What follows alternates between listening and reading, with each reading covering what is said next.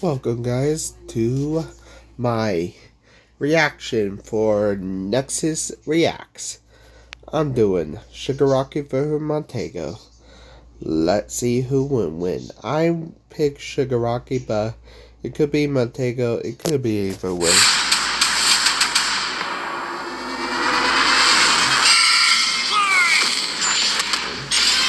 Shigaraki versus Mahito. The symbol of fear versus the human disaster curse. He's Wiz and I'm Boomstick. And it's our job to analyze their weapons, armor, and skills to find out who would win a death battle. Tenko Shimura was just a sweet, shy boy who loved superheroes. But sometimes the hand of fate can't abide sweet, shy boys. Ruthlessly beaten and abused by his father, Tenko on his emotional limits until he did his inherent superpower, or work. It wasn't something cool like flight or super strength. In his terror, he accidentally killed the family. Well, except for dear old dad. That one was intentional. Tenko wandered the streets alone, silently begging for someone, anyone, to help him. If only a hero was there to save him. But instead, the only open hand he found belonged to the devil. All for one. The greatest supervillain in history took Tenko under his wing, feeding a hatred of everyone and everything, and grooming him to one day lead his league of villains in destroying hero society. With that came a new name, Tomura Shigaraki, and an absolutely nightmarish quirk. I did not ask to be a villain. Lucky, this is madness. Stop. It does what it says on the tin. Anything Shiggy touches with all 5 fingers turns to dust. The for someone who just wants to destroy. Pretty menacing, if not for that dorky-ass costume. I get it, hands are his thing, but come on. They just look so dumb and fake. Oh, those aren't prosthetics. Those are real hands.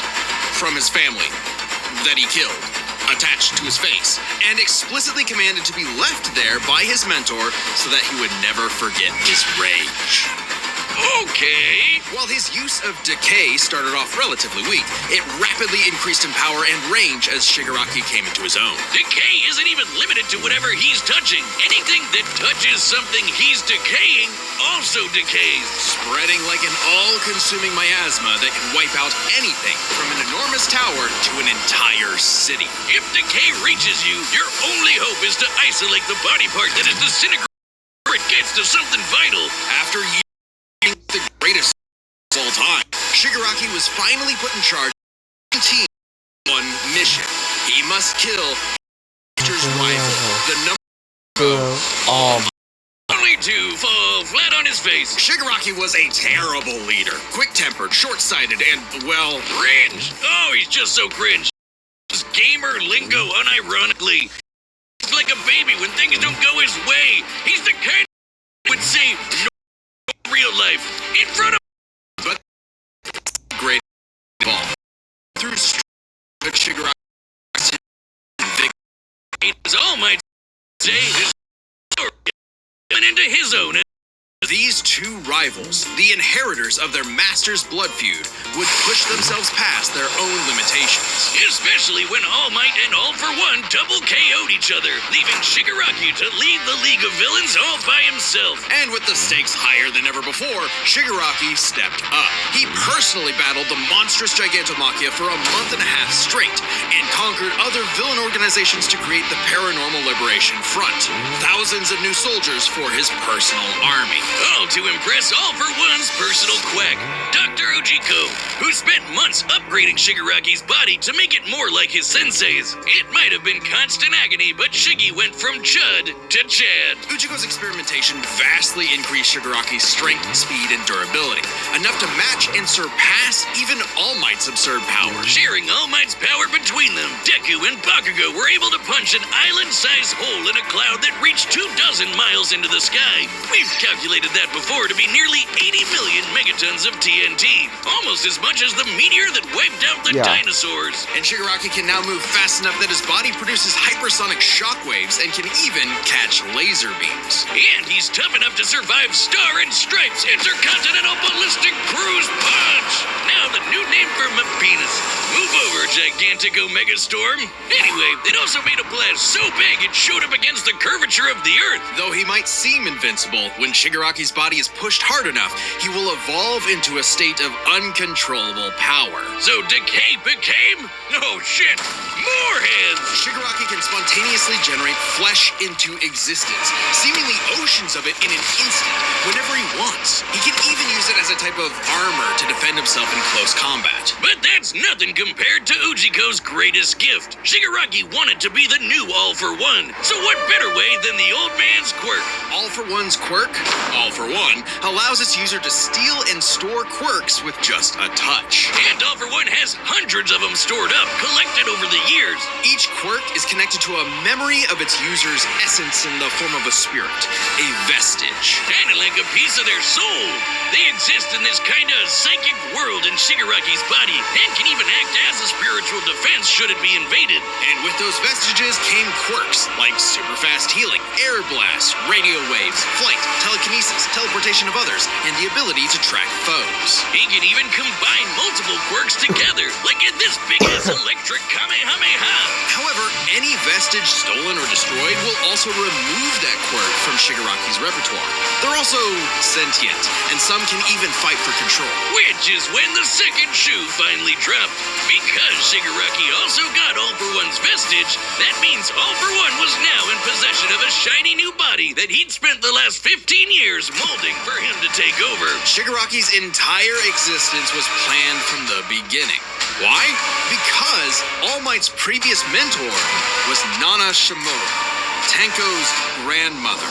Oh, that's a mess with All Might. That is some next level hating right there. He manipulated Shigaraki's entire life, all for one purpose: to create a soul so corrupted it would grind away at All Might's perfect world, allowing All-for-One to take full control. But All-for-One's possession wasn't complete, and Shiggy managed to fight his way back to the top, literally decaying his way through vestiges in the process, all to fight his rival Deku one last time. Despite Izuku's best efforts to save him, Shigaraki was too far gone.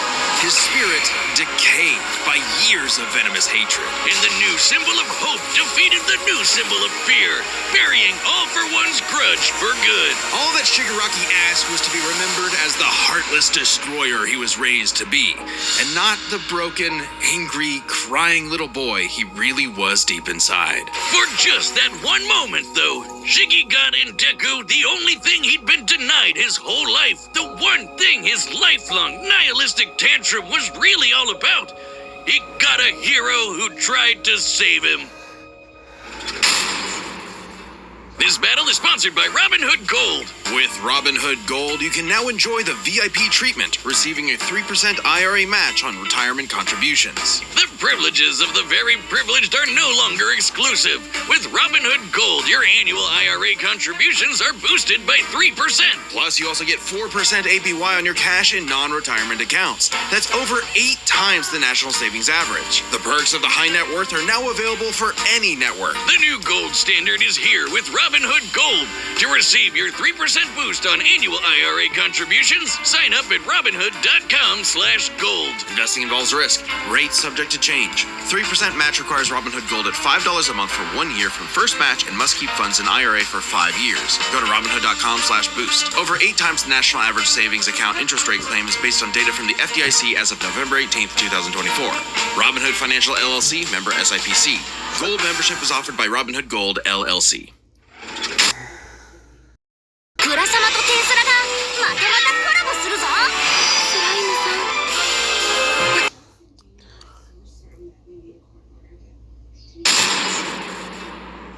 Ever since Cain slew his brother Abel and wetted his fields with his blood, man's greatest fear has been his fellow man. But what if this fear took on a life of its own? What if all that negative emotion humans felt for one another spilled from their bodies and congealed, forming, over time, a living being fueled by malice, which believes in nothing but the law of the jungle? Well, then you'd have the special grade curse face Mahito. Oh, I've had people tell me I've become a human disaster curse when I've had too many mojitos. Mahito is one of the deadliest beings to ever afflict mankind. He's no mere mortal, though, but a cursed spirit. Innumerable spirits exist, weaker or stronger depending on the amount of anxieties, jealousies, hatreds, and fears humans feel about them. Like the fear of locusts, kinda weak. Or the fear of smallpox, getting stronger. Or the fear of fire. Oh, goodbye, Tokyo. So it follows that mankind's fear of itself would be extremely powerful. Those negative emotions manifest as Mahito, a being composed of cursed energy. It's basically like evil ki. Cursed energy can be used to make spirits way stronger, faster, and tougher than any normal human. And it's invisible, making curses like Mahito impossible for the untrained eye to see. Only a life or death situation can galvanize a normal person to see a cursed spirit. That also makes cursed spirits virtually immune to physical damage. They may be physically present in space, but can only be harmed by attacks that embody spirit matter like cursed energy. Which makes curses insanely hard to get rid of, like ghosts, cockroaches, or my ex. That's why you need a Jujutsu sorcerer to come in and Kaizen the shit out of them. They call it exorcism, but I like the way I said it better. Curses and sorcerers have battled each other for millennia, waging an endless war over the fate of humanity.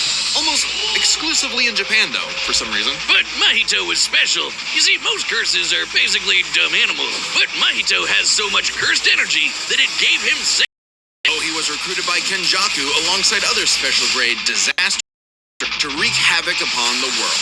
In fact, they made Mahito their leader. And even more frightening, intelligence and bloodlust, Mahito possessed philosophy. Perhaps informed by the tragic meaninglessness of interhuman conflict, Mahito is an existential nihilist. Nothing but his own will to power. It's a dog-eat-dog world, and Mahito is the wolf. Also makes him kind of a goofball.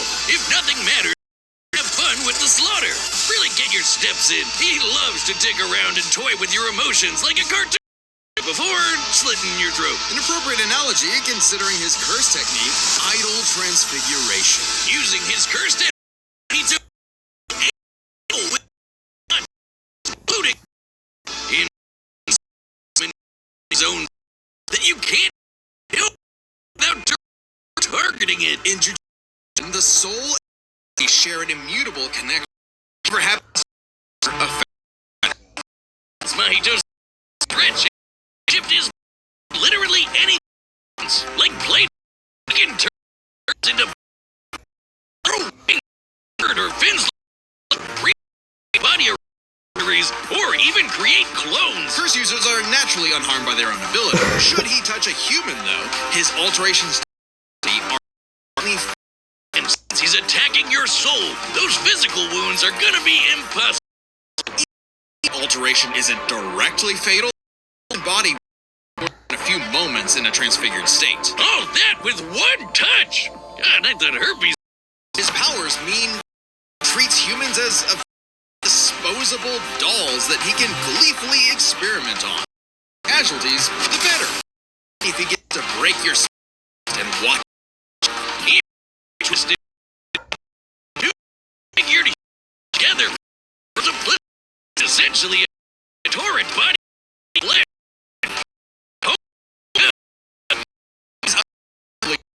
With his idol transfiguration. And despite being newborn, he keeps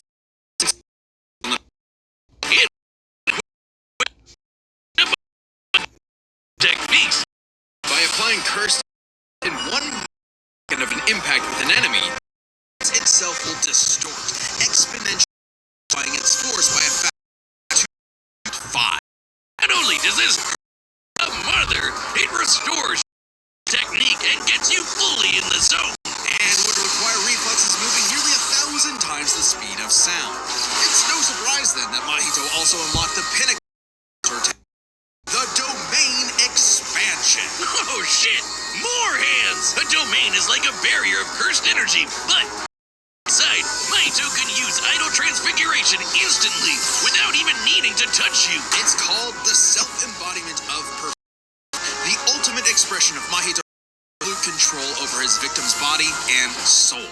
The only time it ever failed was against the student sorcerer and Mahito's archenemy, Itadori. Was Yuji a barf-inducing goody little two-shoes who believed in the inundations of all living things, blah, blah, blah. He also had a curse side of him, The king of curses, Sukuna. which meant Mahito's ability affected both souls in Yuji's body. Sukuna didn't like that. No surprise, and kicked Mahito's ass, forcing Patchface to fight with a handicap whenever facing his pink-haired menace. Yuji's belief in the value of human life directly the world that Mahito knew to be cruel and meaningless. So he made it his mission to crush Yuji's spirit before killing him, murdering his friends, defiling and brutally battering him before going in for the kill. And he's got the to do it. Mahito's one of the most powerful curses in the world, and his growth is exponential. Master Curse Jogo was able to summon a massive meteor capable of reducing Shibuya to ash. That'd take an energy of over 800 kilotons of TNT. And Mahito can take as good as he can give, especially in the throes of struggle against Yuji. He unlocking a vastly more powerful form, the body of distorted killing. Complete with armored exoskeleton and arm blades. A taste of the almighty curse Mahito into a true blight on all mankind. It wouldn't last. In a bitter battle of resolve, Yuji won out. In a dog-eat-dog world, there was now a bigger war. So he tucked tail and ran away like a bitch. And what do you know? Life suddenly became a whole lot the second like it was a head. Nihilism, just a hypocrisy in the end. For him, maybe, but Mahito found a convert in his archenemy.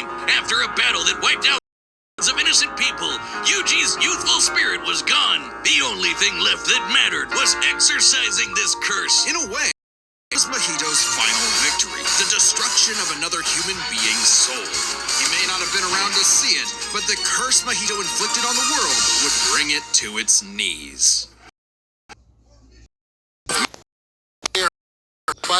Protects you every.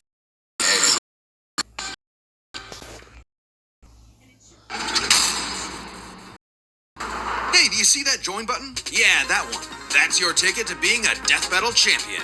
As a champion, you get all sorts of Death Battle content, like extra videos, live chats, and sending us your own matchup ideas. And the support helps us make even more Death Battle. So thank you for being a champion. Yeah, good game. All right, the combatants are set, and we've run the data through all possible.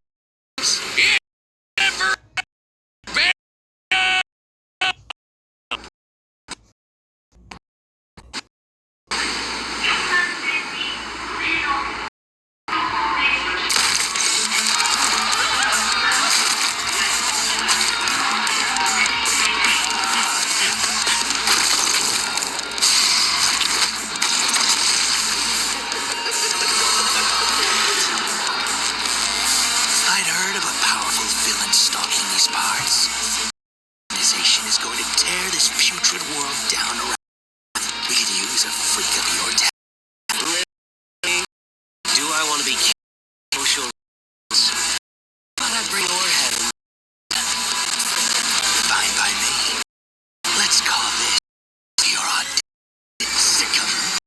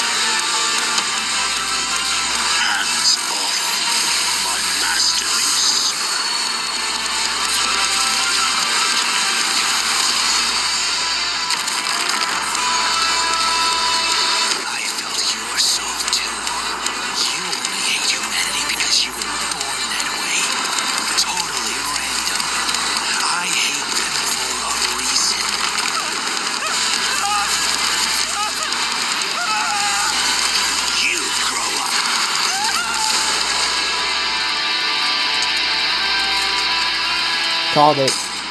Shigaraki. What did I say, Wiz? Like a Their complex power sets, this match was a puzzle to figure out, which is why we're breaking it down to 3 categories: physical stats, survivability, and their powers. But first, let's address one thing. Could Shigaraki even see Mahito? He's an invisible curse after all. Cursed energy and quirks are notably different, and Shigaraki wouldn't be able to see curses normally. However, even regular humans can spontaneously develop the ability to see curses in life and death scenarios. And with the Surge quirk, Shigaraki would have had no problem tracking it. So seeing Mahito wouldn't have been an issue. With that out of the way, we can jump into their stats. This was no contest. Despite the disaster curses being able to destroy entire cities with their cursed energy, Shigaraki's scaling to Deku and Bakugo meant he was calculably millions of times stronger. He was faster, too, considering he could react to light beams, while Mahito's Black Flash capped out at nearly 1,000 times the speed of sound. Nothing to scoff at, but Shiggy was thousands of times faster. Shigaraki takes stats. But survivability was a little trickier to figure out. Yep, in terms of raw durability, Shigaraki was a lot tougher, and his ability to generate new flesh meant that he could heal any wounds he might receive super easy. However, Mahito is cursed and isn't the kind of overwhelming physical damage Shigaraki could dish out. Not only that, Mahito's regenerative ability via idle transfiguration meant that he'd come back from anything short of spiritual damage. Considering Mahito's unique curse body, he should actually get the edge in survivability. Which presents a crucial question. Could Shigaraki even kill a curse like Mahito in the first place? Or would Mahito's unkillability give him the time he needed to eventually put Shiggy down with idle transfiguration? It all comes down to their powers. Shigaraki had a lot more variety with all of the crazy quirks All For One had collected over all the years, but none that we know of could properly kill a curse. That did idle transfiguration was a surefire either, though. Of all things, Shigaraki's vestiges served as a spiritual shield from the idle transfiguration. The fact that he could not avoid targeting Sukuna while attacking Yuji meant that he couldn't target specific inside. And inside of each one.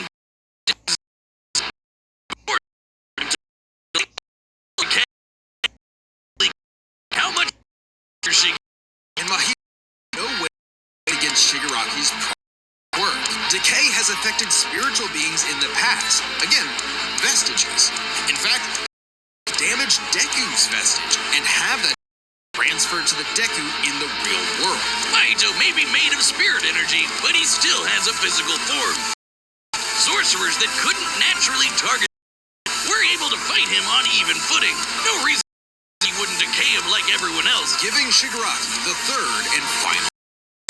It was a unique death, but Shigaraki's overwhelming might, unstoppable, and spell for the disaster. Shigaraki won. Just to say, you hand it to Shigaraki. Winner is Tomura Shigaraki. Next time on Battle. So,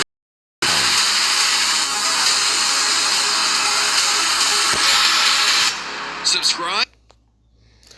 Doomslayer versus Master Chief. Milk me. Have a good day, guys. Bye.